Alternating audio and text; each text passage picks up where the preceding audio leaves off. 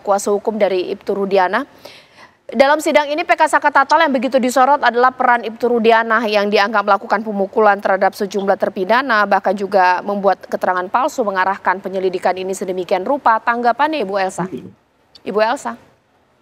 Ya, saya keberatan ya, penjelasan itu udah berulang kali kita jelaskan bahwa kami membantu Ibnu Rudiana ini pro bono ya.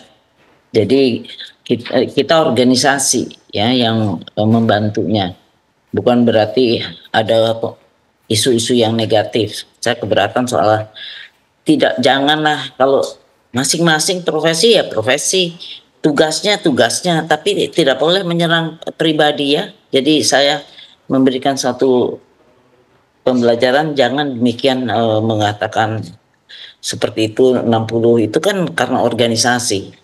Dan juga yang dinyatakan bahwa apapun pendapat dia, novumnya pemohon PK, silakan.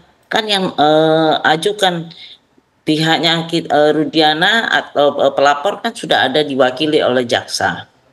Dan kami membantu Rudiana kan dalam rangka untuk permasalahan-permasalahan yang lain, yang mana ada laporan-laporan lain ya. Dan kemudian masalah kecelakaan itu kan sudah dijelaskan, kecelakaan itu adalah sesuatu yang menjadi kesalahan, dan sudah tim eksistensi dari Mabes Polri, Irwasum dan Propam sudah memberi sanksi kepada yang Polsek Talun yang menyatakan sebagai kecelakaan. Dan penyidikan berkembang di mana telah ditemukan hal-hal baru, dan ternyata itu pembunuhan dan pemerkosaan. Jadi saya harus menjelaskan ya,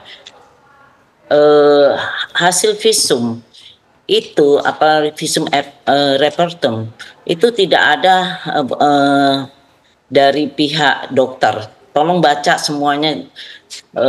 Visum itu tidak pernah dokter mengatakan oh ini hasil pemerkosaan, oh ini kena pisau, ini. Yang ada kata-katanya adalah trauma benda tumpul, trauma benda tajam, apa benda tajam, apa benda tumpul. Kalau benda tajam irisan yang rata, kalau benda tumpul irisan yang tidak rata.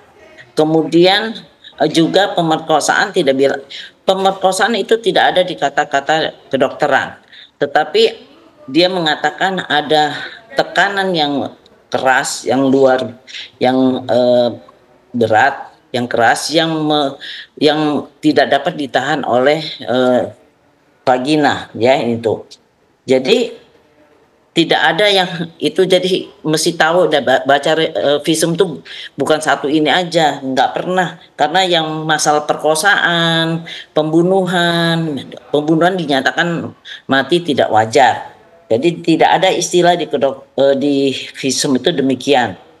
Dan tuh pipi, jadi dibilang tidak ada benda tajam, jelas itu ada benda tajam kena vina, dan juga luka terbuka di eki, di dahinya itu luka terbuka, itu irisan. Kalau trauma benda tumpul itu bentuknya lebam-lebam, hancurnya di dalam, tapi tidak ada luka terbuka. Luka terbuka adalah trauma benda tajam. Baik. Dan kemudian di sini pemerkosaan memang tidak ada kata-kata perkosaan, memang begitu istilah tulisan dari visum tuh tidak boleh menyimpulkan itu. Dia hanya menyimpulkan di sini saya bacakan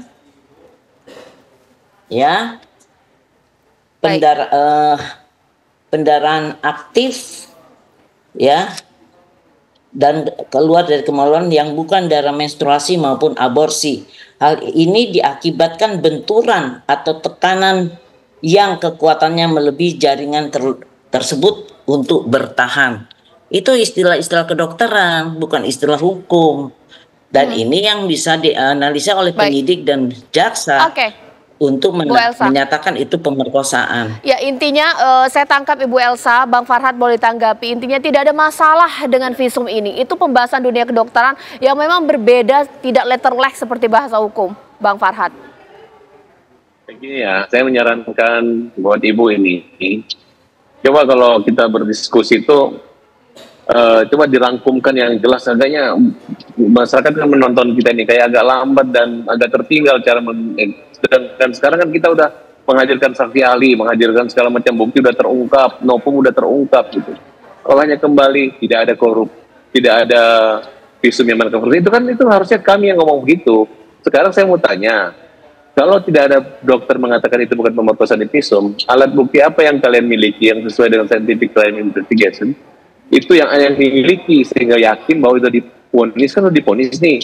Apa alat pembunuhan, apa bukti di TKP kedua itu apa, adakah sidik jari, adakah benda tajam itu apa, adakah tes DNA itu apa, itu aja. Kalau sudah dijelaskan itu ya udah deh, gua angkat tangan, gak ada masalah.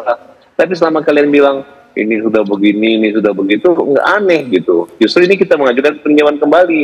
Sebutin aja, kan Ibu mempelajari, lihat ada nomor teleponnya udah dibuka, ini CCTV-nya udah dibuka gitu. Itu yang saya butuhkan. Tapi kalau ngomong begini, pusing. Nanti kita ngomongnya ketinggalan terus, sedangkan kita udah menuju ke, misalnya udah mau 5 langkah ke depan, tapi kita kembali ke diskusi mundur gitu. Makanya saya menyarankan lebih bagus dipelajari kembali, lihatlah keterangan ahli apa yang dimaksud Farhad, arahnya kemana gitu. Bukannya kami mau mengarahkan dari sedikit lagi, dari kecelakaan dari pembunuhan pemerkosaan ke kecelakaan lalu lintas. Memang olah TKP dan LP pertama itu memang kecelakaan lalu lintas. Kalau kita minta kepada hakim kembalikan ke kecelakaan lalu lintas, tidak salah gitu.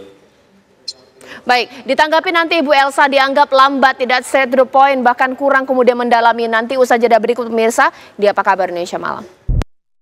Karena tadi sempat terputus, sekarang saya langsung tanyakan apa yang dikatakan Bang Farhad kepada Ibu Elsa. Dianggap bertele-tele, tidak menjawab apa yang disampaikan oleh Bang Farhad, Ibu Elsa. Saya nggak bertele-tele, saya berdasarkan aturan hukum. Pembuktian itu tetap berdasarkan KUHP 184 ayat 1 KUHP, yaitu keterangan saksi, keterangan ahli, petunjuk, bukti surat, dan terdakwa. Itu. Nah, masalah-masalah scientific crime itu berkaitan dengan petunjuk. Jika dalam 184 itu tidak sangat gelap, tidak itu menggunakan alat-alat CCTV dan segala rupa, itu untuk menunjukkan kadang-kadang ada rambut di vagina dan segala rupa, itu untuk membuktikan, untuk menemukan utamanya. Kalau sudah ada keterangan ini ditambah dengan saintifik ini petunjuknya, itu lebih perfect ya, lebih sempurna.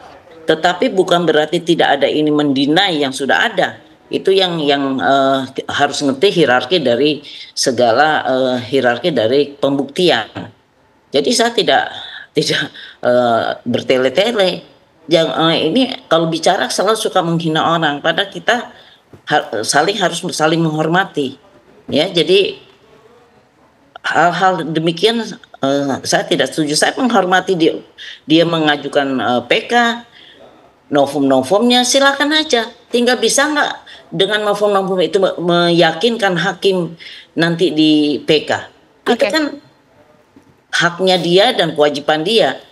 Dan itu kan ada jaksa yang men-counter mereka. Dan saya harus meluruskan karena dikait-kaitkan dengan klien kami yang sebagai korban dan sekaligus pelapor. Ini kan mau dibikin framing seolah-olah klien saya yang melakukan suatu tindakan kriminal. Jadi kan kalau dia mau membebaskan kliennya, silakan dengan cara-cara yang tidak mengikut sertakan klien kami. Baik.